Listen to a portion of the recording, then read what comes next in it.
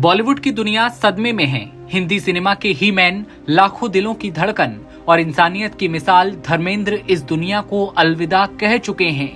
पूरा परिवार टूट चुका है, इंडस्ट्री गम में डूबी है और चाहने वालों की आंखें नम हैं। धर्मेंद्र सिर्फ एक सुपरस्टार नहीं थे, वो अपने लोगों के लिए जीने वाले इंसान थे। वो चमक दमक में भी रिश्तों को कभी नहीं भूले। ये कहानी है उस कलाकार की जिसने स्टारडम के शिखर पर बैठकर भी अपने गांव, अपनी मिट्टी और अपने रिश्तों से वही रिश्ता रखा जो एक बेटे, भाई और चाचा को रखना चाहिए। धर्मेंद्र का ये किस्सा उनके पैतृक गांव डांगो का है। किस्सा वो जब घर के गेट के पास से मिट्टी उठाकर धर्मेंद्र ने माथे पर लगाई और फिर फूट फूट कर रोए थे। इतना ही नहीं, धर्मेंद्र ने अपनी ढेर सारी जमीन अपने भतीजों के नाम कर दी।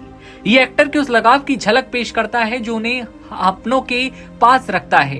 एक अच्छी संतान की तरह धर्मेंद्र को अपने बाप दादा की जमीन की चिंता भी थी और उस धरती से काफी लगाव भी।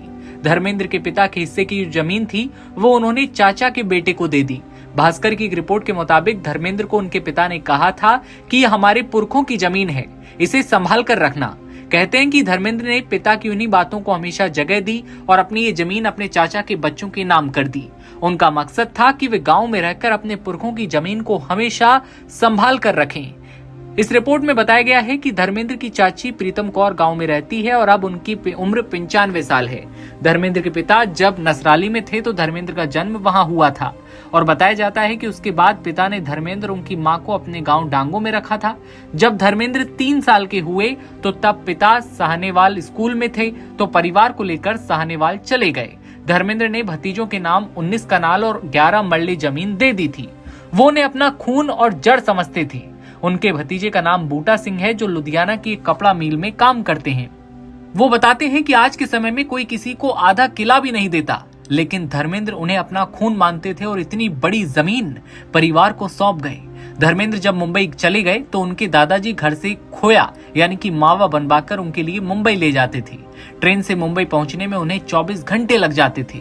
बूटा सिंह ने भास्कर से बातचीत में ये कहा कि वो कभी भी उनके लिए बर्फी तो कभी साग बनाकर ले जाते थे और धर्मेंद्र बहुत चाव से ये सब खाते थे। वो कहते हैं कि धर्मेंद्र हमेशा कहते थे कि जब भी आना घर से खोया जरूर लेकर आना।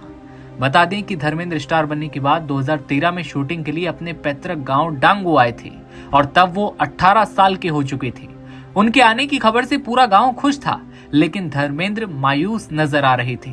गांव आते ही वो सबसे पहले मिट्टी के घर में गए और गेट के पास से मिट्टी उठाकर माथे पर लगाई।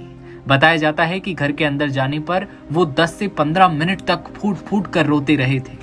उनका घर से लगाव, अपने माता पिता से लगाव, साथ ही अपनी जमीन से लगाव बहुत ज्यादा था।